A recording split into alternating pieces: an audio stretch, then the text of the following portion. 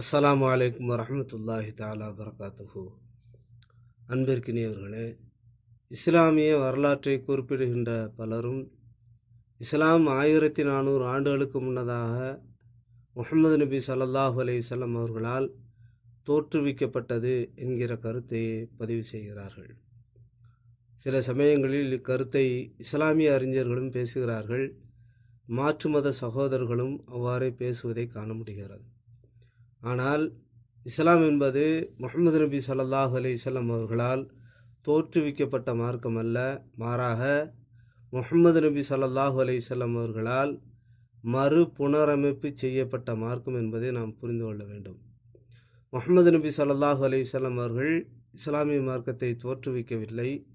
மாறாக அதற்கு முன்னதாகவே இப்ராஹிம் அலைஹிஸ்ஸலாம் அவர்களால் தோற்றுவிக்கப்பட்ட அந்த இஸ்லாமிய மார்க்கத்தை புதுப்பிக்க வந்தவர்கள் முஹம்மது நபி ஸல்லல்லாஹு அலைஹி வஸல்லம் அவர்கள் என்பதை நாம் புரிந்து கொள்ள வேண்டும். இதை முஹம்மது நபி ஸல்லல்லாஹு அலைஹி வஸல்லம் அவர்கள் குர்ஆனில் அல்லாஹ் தனக்கு இட்ட கட்டளையை பற்றி சொல்லி காட்டுகிறார்கள்.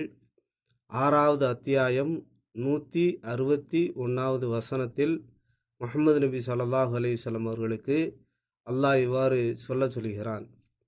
குல் நபியே, நீர் கூறுவீராக, இன்னனி, நிச்சயமாக நான், ஹதானி ரப்பி, என்னுடைய ரப்பு எனக்கு வழிகாட்டினான், இலா சிராத்தின் முஸ்தகீம், நேரான மார்க்கத்தின் பக்கம் எனக்கு வழிகாட்டினான், தீனன், ஒரு மார்க்கத்தின் பக்கம், கியமன், நிரந்தரமான ஒரு மார்க்கத்தின் பக்கம் எனக்கு நேரான வழிகாட்டினான், மில்லத்த இப்ராஹீம, இப்ராஹிம் அவர்களுடைய மார்க்கத்தின், நிலையான மார்க்கத்தின் பக்கம் எனக்கு வழிகாட்டினான், ஹனீஃபன், பரிசுத்தமான இப்ராஹிம் அலைஹிஸ்ஸலாம் அவர்களுடைய மார்க்கத்தின் பக்கம், நிலையான இந்த மார்க்கத்தின் பக்கம் அல்லாஹ் எனக்கு நேர்வழி காட்டினான் என்று முஹம்மதே நபி ஸல்லல்லாஹு அலைஹி வஸல்லம் அவர்களே நீங்கள் சொல்லுங்கள் என்பதாக அல்லாஹ் கூறச் சொல்கிறான் என்று முஹம்மது நபி அவர்கள் இந்த குர்ஆனுடைய வசனத்தை நமக்கு சொல்லித் தருகிறார்கள். ஆக இஸ்லாம் என்பது முஹம்மது நபி ஸல்லல்லாஹு அலைஹி வஸல்லம் அவர்களால் தோற்றுவிக்கப்பட்ட மார்க்கம் அல்ல. அதற்கு முன்னதாக குறைந்தபட்சம் குர்ஆனுடைய ஆதாரங்கள் அடிப்படையில் பார்த்தாலும் கூட இப்ராஹிம் அலைஹிஸ்ஸலாமுடைய காலத்திலேயே இந்த இஸ்லாமிய மார்க்கம் தோற்றுவிக்கப்பட்டது என்பதை நாம் கவனத்தில் கொள்ள வேண்டும்.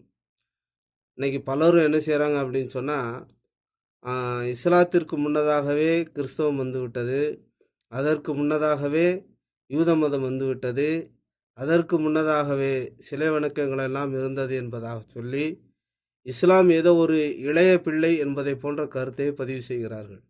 மாறாக இஸ்லாம் இந்த மனிதர்களால் கொண்டு வரப்பட்ட அனைத்து மார்க்கங்களுக்கும் மதங்களுக்கும் முன்னதாகவே மூத்த பிள்ளை போன்ற முதல் மார்க்கம் என்பதை நாம் கவனத்தில் கொள்ள வேண்டும். எனவே இஸ்லாத்தை 1400 ஆண்டுகளுக்கு முன்னதாக தோன்றிய ஒரு மார்க்கம் என்பதை போன்ற கருத்தை மக்களுக்கு மத்தியில் பகிர்வதற்கு பதிலாக அது இப்ராஹிம் அலைஹிஸ்ஸலாமுடைய காலத்திலிருந்து சுமார் 5000 ஆண்டுகளுக்கு முன்னதாகவே பழமையான ஒரு மார்க்கம் என்பதையும் நாம் மக்களுக்கு எடுத்து சொல்ல வேண்டிய பொறுப்பும் கடமை நமக்கு இருக்கிறது. இஸ்லாமிய வரலாறுகளை இதுபோன்ற கோணத்தில் அணுக வேண்டும் என்று அன்போடு கேட்டுக்கொள்கிறேன்.